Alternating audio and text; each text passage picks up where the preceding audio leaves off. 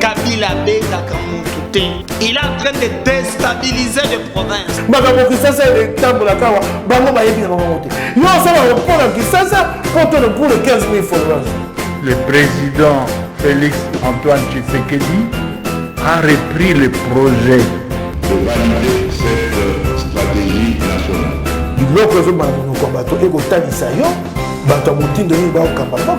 C'est la première fois que vous avez la vidéo na biso abonnez-vous.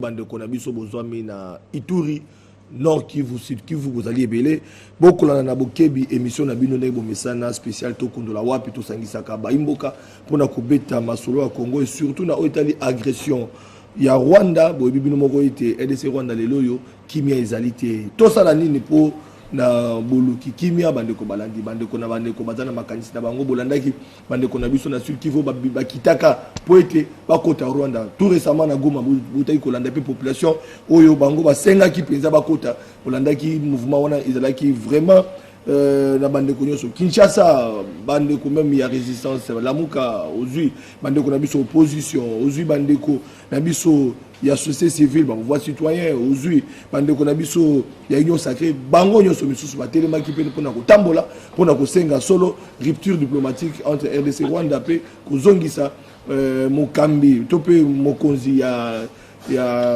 diplomatie na biso pona koloba ambassadeur na biso asila kozonga kimezalité budangana tantôt bazu tantôt ba récupérer to koyeba te makambo ezali ko bande ni soutien au FARDC bande ko balandi to kobeta masolo na banani to kobeta masolo na mwana boka junior bakokela wazana biso awa na kati ya plateau adali mokambi ya union fait la force to koyamba mwana boka Daniel Kabeya o adali moko na lingomba ya UDPS to koyamba mwana boka Arma Mukulu oyo azali na ngambo ya CCU tokoyamba mwana mboka Jean-Pierre Belesi oyo azali moko na PPRD bo constater ete plateau moko azangi sengilaki azala na biso mwana mboka Danu Kefula oyo butaki kolanda depuis weekend mukolo match ezali kobeta na stade mwana mboka alingaki akende kotala match a connaître ba risque bande ko balandi bolandaki bino moko ete ban l'évacuer kasi na 23h ba ekobwa kaye liboso ya kankokolo cinquantenaire voilà bande ko bana l'hôpital cinquantenaire na mikolo koya pokoyoka mwana mboka Danu Kefula oyo akopesa makanisi na oyo zali koleka azalaki victime pona nini ba agresaki pona nini ba botolaki porte-monnaie ba botolié ba téléphone na ye de quoi il s'agissait très bientôt Danu Kefula sera de notre na plateau pour atalisa na ba imboka voilà bande ko balandi yango bo constater Danu Kefula zalité j'ai 3 invités à union sacrée na moko ya opposition et c'est Danu Kefula mais azana biso ngote tozali ko continuer émission to la kana bilo bande ko balandi RDC Rwanda tout ça la nini pona koluka kimia et sengeli to continuer diplomatie et sengeli bitumbaka katokota Bitumba et Sengeli FARDC bakati sanangambo qu'est-ce que nous devons faire pour être Congo Kimia et Kotala Est définitivement après état de siège au Zali Kokoba nangambo nangai na kobana na mwana mboka junior bakokela oyo na uti ko rappeler mokambi ya union fait la force parti cher à Constantin Bengele mbote mwana mboka junior bakokela mbote papa Sentinelle merci d'abord pour l'invitation d'aujourd'hui à l'élo lundi de la semaine. Na tombeli pe mobu debi ya semaine malamu na ba congolais ban so côté bazwami sali pe sengo na ndenge to yei ba ko débatteur mbote et donc to pe sepe mbote na président de la République soutient toujours la FARDC toujours FARDC Nicolo to za ko soutenir bango à 100% to pe sepe mbote na papa Modeste Bahati wazali président ya Sénat ya mboka na biso mwana mboka junior bakokela Bouende Équateur Ngumbesiko utaka place ovanda resika mabela bakoko na yo kimezalité mais yo ozoko loba toujours soutien la FARDC oui c'est vrai c'est tout soutenir FARDC mais c'est ngepé na ndako na propriété kota santé ya Bouende eza malamu te santé ya Bouende eza malamu te ndenge Bouende province ya Chouaba santé eza malamu kolanda moi ba ennemi à développement ya province o basa ko luka ba terrir image ya province à Chouapa ce n'est pas normal la province a décoller d'ailleurs na ko rappeler na yo na koyebisa na yo bana boende bana chopa balobi na pesa yo matondo pamba te bayoki na ndenge mbela na ndenge visibilité oza kosala pour la province na bango balobi ki province ko décoller na ko rappeler na bayimboka ko semaine oyo oti kosila gouverneur ya province wana mona mboka Pancras Bongo abengaki soit bana nyonso ba fils et filles soit le fils et fils ya province ya Chopa o bazobi na kata union sacrée présent na Kinshasa basanganaki bakutana pona koyeba ko sala il a fait associer soit il a fait participer tout le monde par rapport à travaux préparatoires tata Mokonjamboka Fumu Adin Tunga Félix Antoine Tshisekedi Tshilombo akokende na province agraire Équateur akokuba pe na province ya Chopa Mana. Yango eloko wana akosala ngo ye mokote abengaki bana ya Chopa o bazala kati union sacrée bakutana bakanisa bakasangisa makanisi pona koyeba ko préparer arriver à chef de l'état bana boende ba pesi merci Matondo balobi gouverneur aza kosala ba travaux développement koti na boende boende za doté caméra na biso sengeli koma kuna démission lampadaire c'est koti na boende manzele zo salema sengeli to mona ngo bandoto baba wana ya kalesili déjà bino bato union sacrée ka maloba sengeli to mona o komona ya mwana mboka Daniel Kabe ya machine boni santé non santé tu peux fêter anniversaire ya mwana mboka Félix Tshisekedi pamba te ndeko napesi yo nanu longonya merci beaucoup pour na invitation mbote na bandeko na nga oyo nakutani na bango likolo ya plateau mbote na bayimboka oyo baza na bandako na bango partout dans le monde oyo bazala kolanda biso nakoyebi soki tofetaki quand même fete ya mokonzi ya mboka te puisque oyebi difficulté toza nango na ngambo ya est et permettre te ke tokoki kofete te yango wana biso nyonso tozalaki à la place ya kofete tozalaki kotuna ke bamunition etikali combien stratégie nini tokoki kozwa na ngambo ya est yango wana tata mokonzi avandaki kolukaka bastratégie na bagénéraux na biso aza concentré aza na besoin ya bafete te puisque asa feta ebele joueur bokofri na bacongolais spectacle na stade des martyrs bokobetisa wenge bato mosusu balobi Congo toza na besoin ya réjouissance wana te bafete continue te kobetisa wenge eza mabe te mais bakoki koreporter concert wana ezali kocracher na mémoire ya bacongolais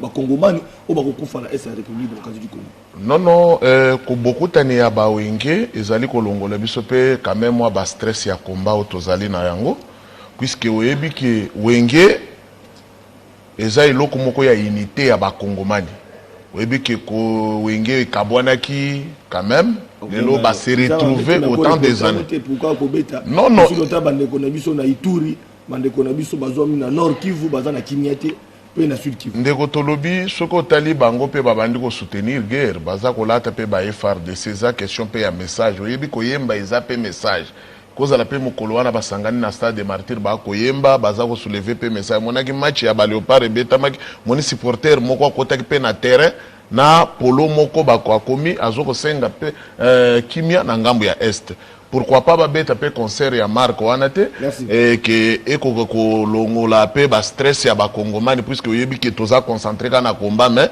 bango pe soki ba faire ko passer message ko sala pe biso bien ngala moni likambo moko ya mabete okati ngabo edengeni ndeko na ngai kaka ba mituna na yo mengana ningana pe so moi nazana ndeko moko espoir ya ba kinois oyebi ke bakino bakozela ye na lumbangu mingi ndeko Jekoko Mulumba oyo batindi ngana message na bakino esika nyonso nazali koleka balobi Jekoko nini toza kozela po banda musala puisque sans yo mawatro balobi oza espoir oza bénédiction ou puisque umone misalo Jekoko Mulumba akosala lelo oyo soki abuzwi lisusu ngwendo wana ndenge azwi so abandi ekozala lisusu bénédiction ndenge naza koyebi soki mosala oza kosala eza kitoko mingi sengeli kaka bandeko baza bakongolais de père et de mère de père et de mère moko mama Nadine Boboyi oyo azali vraiment proche ya mama Denise Nyakero oyo ya nini oyo tokoloba association les banco aza kolando deprès de tout akoloba yebisa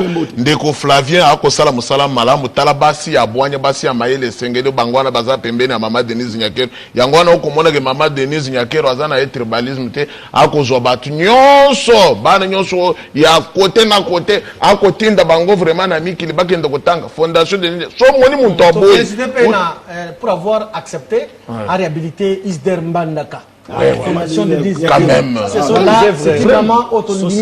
Tu vas dans l'Équateur, tu peux essayer, merci maman Denise. Wana nde tokoloba mama ni mama. Eza te muntu asala biloko ya intérêt na ye to benge mama ni mama. Wana nde mama Denise mushinga wetu tetu. So moni muntu azoboya yo aza demi Dakar. Merci Daniel Kabeya Machina. Tozana mwana mboka Jean-Pierre Belesi, communicateur à PPD na 4 oppositions politiques. Malheureusement, il s'est pas mis balé. Et mwana mboka danou qui faut là oyo azali mo poser sango ya za société civile mais proche ya population azana biso longote avec sujet ya enlèvement mokolo ya week-end donc na base na mikolo ko ya to yamba yemoko na exclusivité na Papa Sentinelle à côté ça qu'est-ce qui était arrivé et qu'est-ce qui s'est passé exactement. Mwana mboka Jean-Pierre Belesi la tonde pe boton ni dengoye dans lundi à l'élo pour analyser l'actualité en mboka na biso. Papa Sentinelle na pesio merci mingi na maloba na kolinga vana continuer na pesa d'abord mbote na ba téléspectateurs nyonso ya cette grande émission mais aussi ko pesa ba ko débattre na ngai mbote sur ce plateau na kolinga na dénoncer les arrestations arbitraires na dénoncer ba intimidation ko dénoncer les reculs démocratiques au tsali ko constater na kati mboka na biso au tiko évoquer makambo ya ndeko na biso Danu Awa qui a été arrêté sans motif justement à cause de tout simplement il y a ba intervention na la télévision et pourtant la constitution congolaise prévoit la liberté d'expression et d'opinion. Je ne peux pas comprendre que l'élo, n'est-ce pas, tous ces acquis-là, ils ont la remise en question, remise en cause. Papa Satine, ce que mon pouvoir, il y a des journalistes, c'est un journaliste, c'est un régime finissant. Et puis, ce qui m'a beaucoup plus intéressé dans ce dossier, c'est que nous avons révélé l'information, c'est comme si on va libérer, devant c'est extrêmement grave dans une république, c'est une république démocratique. Dans le Brayango, toujours Papa Sentinelle, que tant que tu continues la logique, il y a intimidation, il y a arbitraire. D'ailleurs, dossier, il y a invalidation, il y a certains députés, voilà. Toujours, en violant la loi. Ils allaient extrêmement grave dans Mboka. En 2023, ils allaient sombrer sous Kamisanga. Pour tout se débarrasser totalement d'un régime Oyo, c'est comme dans Souka. Merci pour l'invitation. Voilà, Arma Mukulu, communicateur union sacrée, Arma Mukulu, Nathalie Peboton, Lelo, journaliste, ancien journaliste, des formations d'ailleurs, Lelo politique, mais journaliste Yves Bouya, plusieurs Makala, Danou qui faut l'enlever, et ils ont continué, journaliste, j'apprends déjà. Louis France parmi OP va inquiéter très prochainement. J'apprends encore à part plus Romain qui était aussi inquiété. Et ça continue donc la machine tourne autour il y a inquiété à pas Zisango journaliste on va couper sa opinion là bango ceux qui peut-être coïncider dans la communauté à l'union sacrée beaucoup mieux inquiété. Merci Papa Sentinelle pour la maloba. Je tiens d'abord à saluer le président de la République en ce net moment où il est le commandant suprême. Parce que vous savez, Makambo, actuellement, il y a agression à la guerre à Est. Et ça, Makambo Moko, ils ont engagé République Mobimba. Ce n'est pas une question de couleur politique, ce n'est pas une question de tribus, c'est une question qui engage toute une nation. Et donc, aux en à gauche, à droite, en réalité, il faut tous se ranger derrière le chef de l'État, mais aussi tous les soutien na soldats na biso nyonso bazana front au bazana front automoni moko autaki kokwea parce que a manifesta qui ras-le-bol il y a toute une population à traverser frontière à Bomi et puis épée va faire abattre. Alors pour na yango moni tozana limemia mingi pour na be fort gouvernement za ko sala na miniti o tozali la stratégie militaire aux en terrain avec des discrétions militaires ndengi zo salamila toza na limemia mingi pe na niveau ya sous-région tozo mona déjà il y a quand même des décisions zo mais en tant que journaliste de formation, de carrière, parce qu'il ne faut pas oublier, La politique n'est pas une carrière. Moi, je suis journaliste. Voilà. Nous sommes dans la politique pour défendre écolo. Vous comprenez? Mais mon salon, je suis journaliste. Et donc, on s'est engagé dans la vie politique. C'est vrai, Tozali. Mais moi, je ne peux pas admettre que Batumoko Songolo Pakala, Basalaka Makambu Moko Ezokende à l'encontre ya Mibeko Yamboka. Votre régime. Ça veut dire ceci. Comment Bokende Kokanga Mutu? Mais j'ai aimé na ba tweet na yo, pen bandego nyonso ba journaliste na senti professionnalisme ya corréler information. Ba lobby bien des personnes non identifiées jusque-là. Ça j'ai aimé. Et donc, tant on découvre les sazo tout en bas moko non régime oh boy non non. Oh là là. Encore que to aussi on a danou avocat na maître junior d'ailleurs à Zawana a porté plainte mais aux contre inconnu. C'est ça les problèmes. Vous comprenez un peu? Merci. Alors c'est à la justice de faire son travail mais ngai naza toujours na makanisi eye on a lobaka été il faut liberté d'opinion. Alors, il faut liberté de la presse. Privilégié. Par rapport à Oekome Yves Bouya, toujours c'est un ami. Vous savez, Yves Bouya a les rares des amis. Sur les plateaux, à Koumisaranga, il y a une pertinence, des fois il y a une idée, mais partout sur la télévision. Et donc là, il y a beaucoup plus les Cambouanais à la traiter à niveau de la corporation. Parce que c'est pas pour rien que Kouloutou Chamarika Sambaza, président provincial, il y a eu un PC Kinshasa. Et puis, il a toujours été là à côté des journalistes, voilà, pas de problème. C'est aussi ça, sa particularité. Vous comprenez un peu? Et donc, on a dit que Israël, bien que qui peut-être na moi divergence nan de Yves Bouya, traiter en nakati ya corporation. Vous comprenez le tribunal des pairs. Et nous avons malam. Au lieu comme Marambia que funda muninga na yo journaliste. Merci. Ils ont ça de malam parce que même sur le plan il y a éthique na déontologie à corporation et bien qu'ils ont interdit. Merci. Mais bon, je crois il faut ba meka un peu kotande nini. Voilà. Ça l'a été on a biso abima parce que dans tout ça il y a souffrir. Merci. So il peut le dans nous ngo comme oh likamso il y a ngara souffrir. Merci. Donc on dit mangote bande on a biso ba journaliste. Vraiment tout le temps. Liberté d'expression d'opinion. Il faut les garantir. Premier tour de table est nécessaire pour Nangaï, comme point de vue par rapport à ma situation quelconque, Équateur, situation, il y a concert, et puis la situation que nous témoignons, quand les cas, arrestation, enlèvement des journalistes, ça nous déplorons, nous continuons à déplorer avec forte énergie. Façon on a au salaire pour intimider. D'ailleurs, Papa Sentinelle déjà, vous avez dit que tout ce message depuis donc histoire est bigaga. Tozo Kobaka. RDC Rwanda. Tout ça la nuit bande Kobalangi pour qui me vote. Et c'est un qui n'a bitumba. Rupture diplomatique, ça on en a déjà parlé. Tout évolué, actualité ça évolué. Bounagana, tantôt récupéré, tantôt menacé. 500 000 hommes, 500. Si je ne me trompe pas, Oyo, Bazanangamba M23 avec tenue, Degetokaki. Rwanda za pour continuer, Toyokaki Sénat américain, Toyokaki France Belgique, Toyokaki Bandeko Belé la sous-région Baza condamné Yango. Mais jusque-là, ils ont souffert. On ne comprend pas. Est-ce que Bakoya peut soutenir Mapinga Nabiso? Est-ce que Mapinga Obundaye Moko, encore une fois, merci à Mapinga Nabiso coup de chapeau parce que Bakoko Basoko et puis Congo merci Malabango. Moi, je suis Bakoké. Merci Elombe Flavien.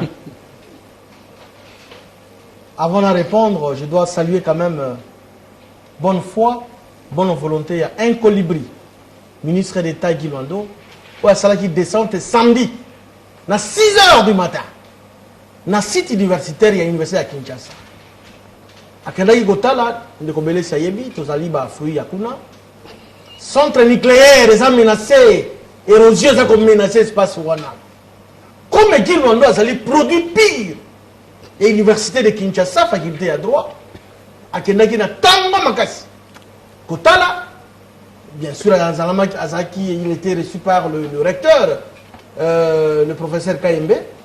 À Tali, je crois que dans le tout prochain jour, solution avec érosion, on a écopé ça. Ancien étudiant. Ça droit na faculté à droit bien sûr à l'université de Kinshasa. Félicitations la ministre. Oh, ça dit la bien avec clé à passe partout. Il est donc sensible à ma camonion. Ce qui a dit côté les autres matin il faut qu'il Merci. Colibri. Ndeko likambo ya Congo, insécurité, guerre injustifiée. Oezo Salema. M23 derrière bango ezali Rwanda, ezali likabo ya kubomba te. Etali opposition te, non seulement opposition, majorité, ezali ba Congolais banso. Mais comment na bande opposition basaka na critique. Donc qui jamais pour appuyer, pour encourager les commandants suprêmes pour la bango bako sala yango. Mais biso le la baï politique. Biso ton ndima ko derrière le président Tshisekedi. Tolobi peuple aza simanayi. Ata opposition bazo sala semblant. Population baza simana Félix Tshisekedi. Au moment qui comme preuve na Goma tango ba uti ko rapatrier corps ya héros wana population yé meke. Et ça pour exprimer soutien, solidarité à la chef de l'État. On a pinga ton chef de l'État. Ah, ça commandant suprême, non? C'est lui le commandant suprême. C'est lui le commandant suprême. Bande de opposition va clair. Martin Fayulu a été clair. Il soutient les FARDC et non Félix Tshisekedi. Qui on est? Et ça, c'est logisme. Félix Tshisekedi est le commandant suprême. Les FARDC, leur numéro 1, c'est Félix Tshisekedi. Donc, mon soutenir FARDC, c'est Félix Tshisekedi. Et ça, c'est logisme, c'est la philosophie. C'est simple. On peut soutenir les FARDC, non pas Félix Tshisekedi. Non, il y a un commandant suprême à FARDC. On peut soutenir Bango, c'est-à-dire. On va pas faire la précision. Tu soutenir FARDC. D'accord, au monde. Voilà.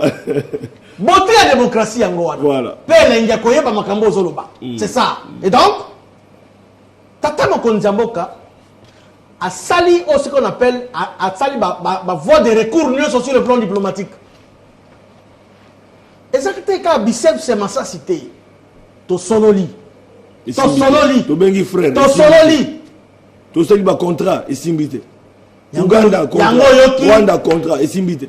Trop c'est trop Tata Mokonzamboka a convoqué qui réunion du Conseil supérieur à la défense. Ma décision bazui, je crois que solution à ST et Zobonana.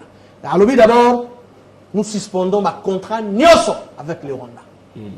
D'abord, il faut affecter l'économie à Rwanda. Comment il y a un petit pays là, même province Tanga, il y a Équateur, il y a Tchopa, et ça, on a des Rwanda. Et là, on a un pied, on a et qu'on a mais justement, le Gombelé, c'est dans ce cas. Opposition. Parce que vous racontez des histoires. Il dit la vérité. Il raconte des histoires, tout simplement. Il raconte des histoires. C'est misérable.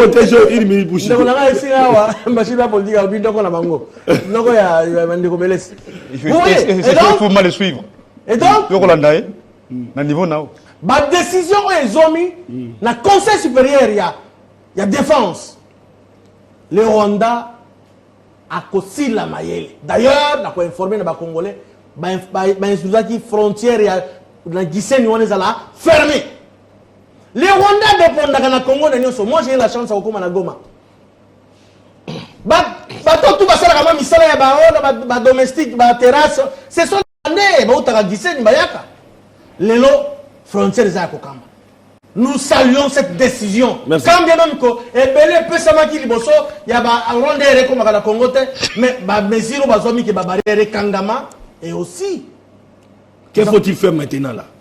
On ferme, ce sont des bonnes décisions. Nous fermons. Qu'est-ce qu'en attendant on fait quoi? Tout ça qu'on soutient FARDC va la front, non? Voilà. Est-ce que tu as dit tout ça qu'on soutient FARDC va continuer à offensif. Offensif on est et parce que à ça on a 30 000 hommes seulement. Mais bien formé. Bien formé encore. Petit peu de 17 ans, bien formé. Ok, on a la formation. On va capturer qui va on va condamner. S'il te plaît, l'écho. On va capturer qui va on va condamner. Est-ce que ça va la formation? Et ça va intimidation à Pamba. Merci. Et donc, voilà. Pour aussi remédier à cette situation, il faut assainir l'armée Nabiso. Infiltration contre Makassi. Je ne précise pas, je ne confirme pas non plus, parce que ça domaine de la sécurité. J'apprends que plus de 29 généraux qui ont été nommés à Baza, APR, c'est quoi? Naïbi Angote.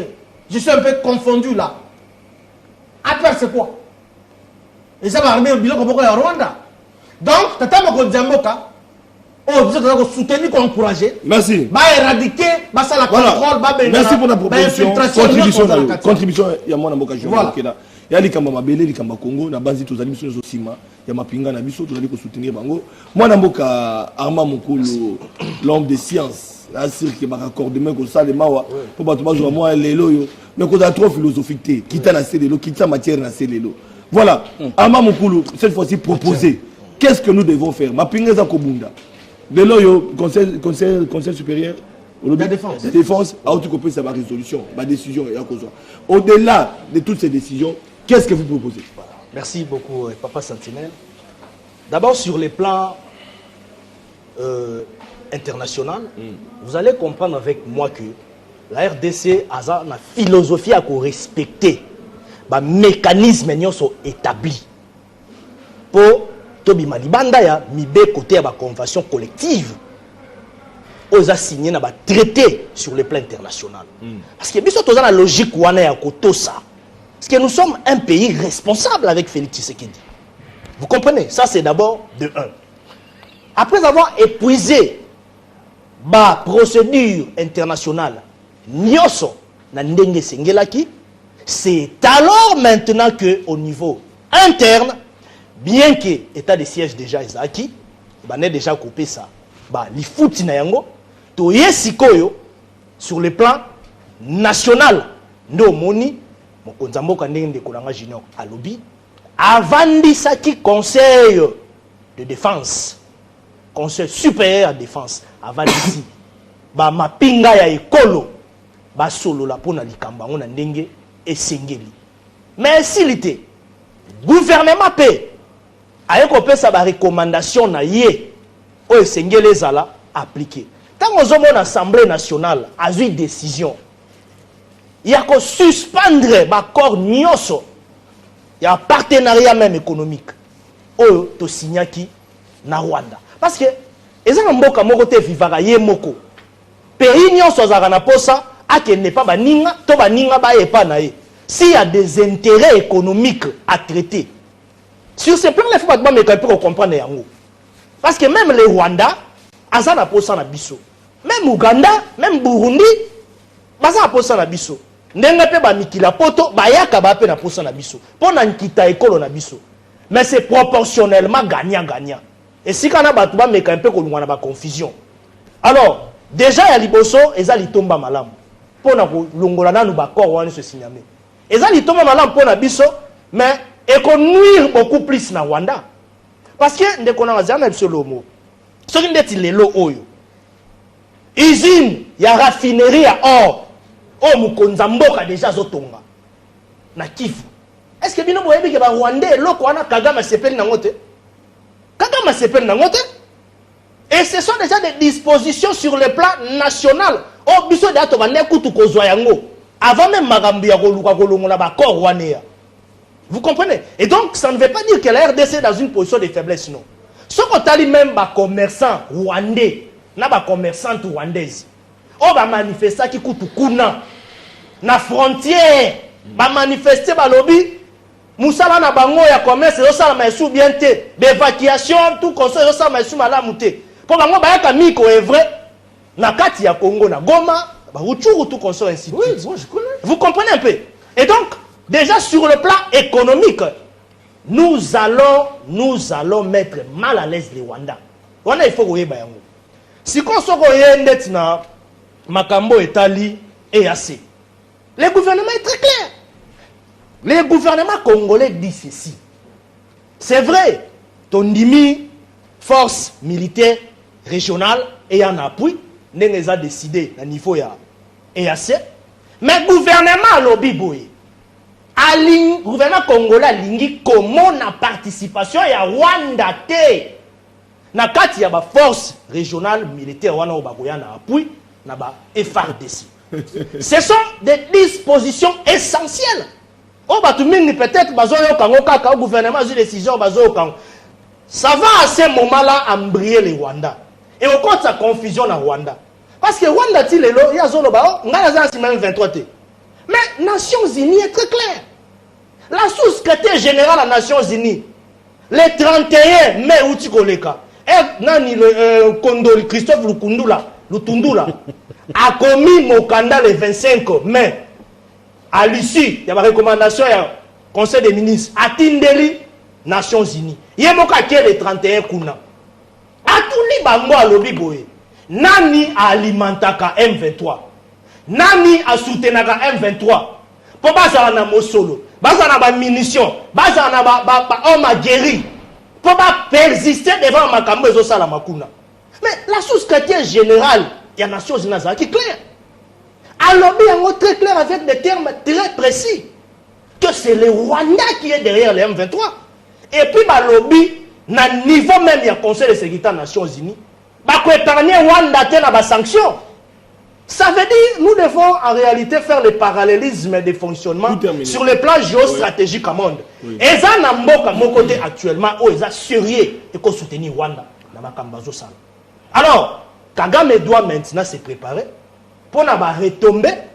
Il y a floué hollandais sur le plan diplomatique, sur le plan militaire, pour qu'ils déjà avec armée la biso déjà déterminée. Économique. J'ignore à l'objet le comme quoi. Papa, nous avons 151 000 hommes. Bilomé, dans la biso va soda la biso. Oui, mais tu quoi t'es biso va soda la biso va bilomé. Je vous rappelle à l'époque de Mobutu, commandant la biso kaka Moko a traversé la frontière à Rwanda, na boma 12 soldats. Aboma 12 à quoi katisa boma 12 à Zonga. Vous comprenez? So moni rat bolon de konabiso. Otozo kitamutu pour la liwana e. Et on a vu ça au Koufana. Papa, ils ont ras-le-bol la population. On en a marre. On veut maintenant finir avec les Rwanda. Sans au monde, soldat Moko Kaka, Katisi, à Bomi, à Yekozonga. Et puis, Baninga et Batoya Boma qui va éliminer. Bazongi, au moins, Bembenende Bayambagian. Et là, il rappelle Mamadunda. Voilà. Mon cher Flavien, mon cher Flavien. Mon cher Flavien, n'appelle ça un élément moko. Vous savez Kagame a minimisé. Kagame a minimisé. Si on a les vidéos, moi, comme un peu viral, Kagame a minimisé. Non, il n'y a eu que des blessés. Soda na biso a kota ki wana bomaki. Et puis si on a Kagame a sali discours na ona uti koloba. Erazoloba no toko permettre traiter ma frontière na biso, soda RDC ba kota tout consort. Ils vont payer cher. Kagame a sakane. On les a bandés. Tala Kagame ne l'obéné mi 600 ezobima. Sur le plan communicationnel, ça dit trop. Merci beaucoup. Dans la psychologie communicationnelle, ça dit trop pour un chef d'État qui parle avec des nerfs tendus. Sans tali même lobo qu'on a eu, ils ont tremblé. Tala même lobo qu'on a eu, index, ils ont tremblé. Merci beaucoup. Ça veut dire que bah mesure au gouvernement congolais ensemble dans FRDC. Attitude de Mukonzamo Kazana, Mukonzamo Kalobi en clair. C'est la chité. Non. T'es la chité. Les chefs de l'État disent, papa, Eza Makamba Ekolo, Tikananou, Mukonzamo Kalobi Boui. C'est le Rwanda qui est derrière ces groupes terroristes du M23. Chef d'État, c'est clair. Pour la quitter Ekolo, on a biso. Merci. Pour la bombengo, la biso. Daniel c'est le moment que nous puissions nous organiser derrière le président de la République pour une décision de frapper Rwanda. Parce que les États lobby, son conseil, c'est pas des groupes armés, on a des terroristes. Merci. Tu es Daniel Kabea, membre de l'UDPS. Daniel Kabea, dans l'opposition, il y a Pekissan, Mokonzamboka, tant Bengi Kagame frère, Batubayo Kakate. Tango Mokonzamboka qui est au Gumbamela Mémorial. Il y a Rwandais et déranger bande comme ça opposition de la population. Na matanga kondo tient Tshisekedi babi bino mo konde boyena Kagame awa na stade bozo yembela nana kobo ya Kagame. IDPS. Lobby Kagame auti awa tapis rouge atamboli awa et pas na biso. Obenge frère Esengo contrat le loyo. Ba rompre contrat. Pourquoi boka kana retard tout dans biso. Merci beaucoup Ndeko Flavien. Na base que na kanisa que l'air aux unions sacrées batume balé na kanisa ko côté d'abord montu ya opposition quand même à côté na terrain pour toyer bana ko tombola nan mais l'équipe liboso akolobani gai na kanisa que l'air au côté si bilombe mibale ya union sacrée fallait côté na katikati Ah, wana. ok. Non, Il faut pas yo ya kutika ye lokola na suka boye non. Basalaka. Il faut équilibrer plateau ezala quand même pona kolongola ba busoto Yannou mususu. ke fula ngaza na biso malheureusement. Kasi nde tosengi yo kaka ke na tour mususu ya table soko che côté na katikati to ye ba kolongola. Na yoki yannou ke fula fala na biso mais on te ko lever. Ozo s'agiter pour nani. Bapesi yo maloba te bapesi ngai na minute na ngai nde nazali kokonsome siko ozo s'agiter pour nani soko omoni moto asagiter aza na eloko ya koloba te. Ça, c'est vrai. Junior Baïsi.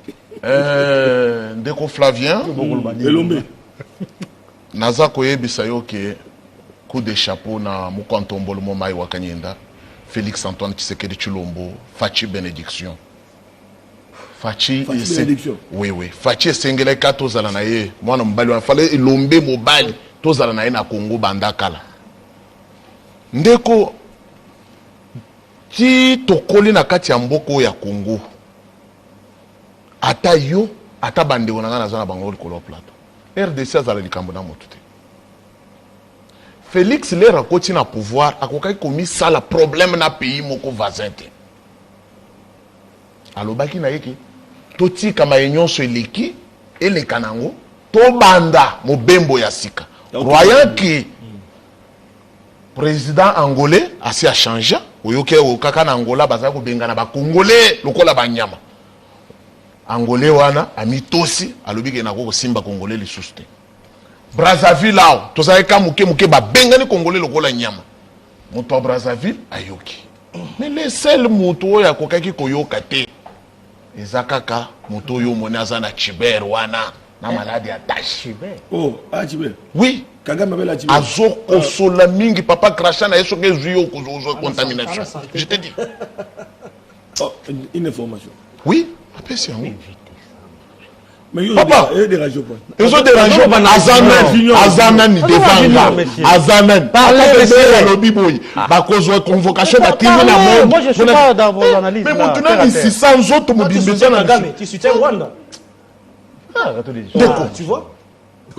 Mais comment la journée de monter à Tchiber ozo yo que ce soit yo Tchiber décret Tchiber azanango tashi ya mikuwa ezali azako oyebi yango te.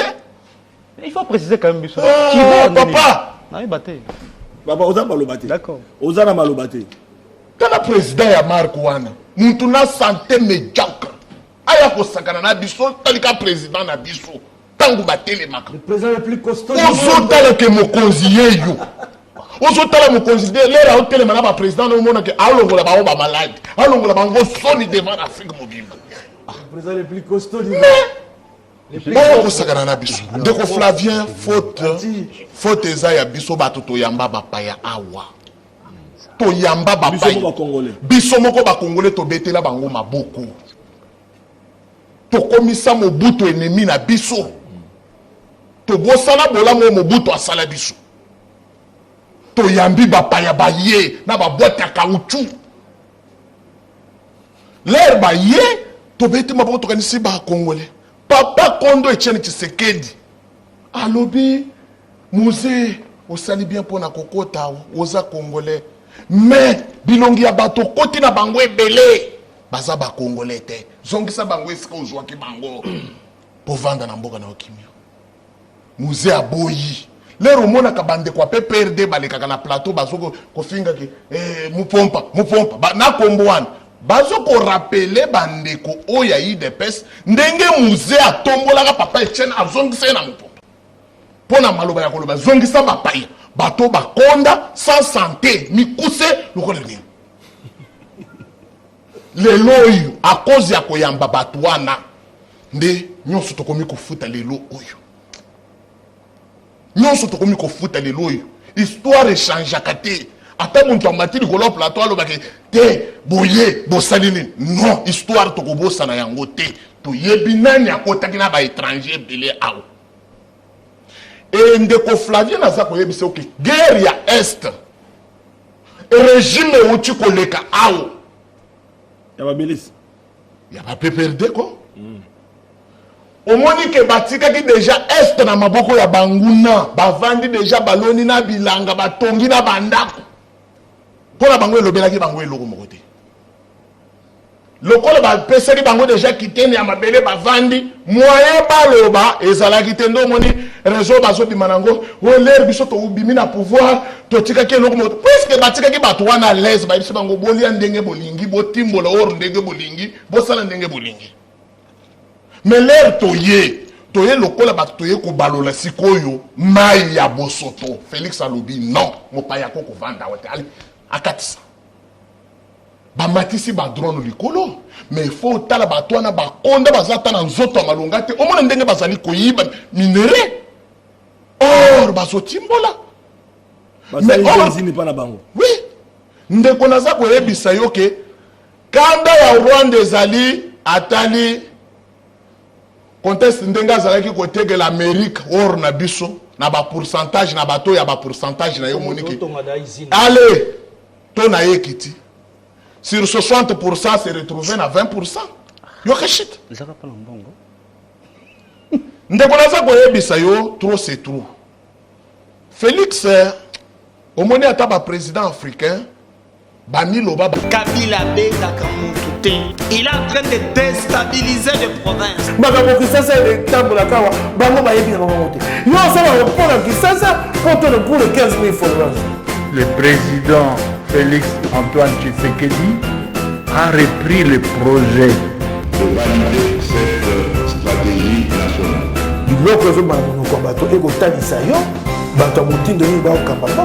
C'est pour la première fois que vous avez une vidéo dans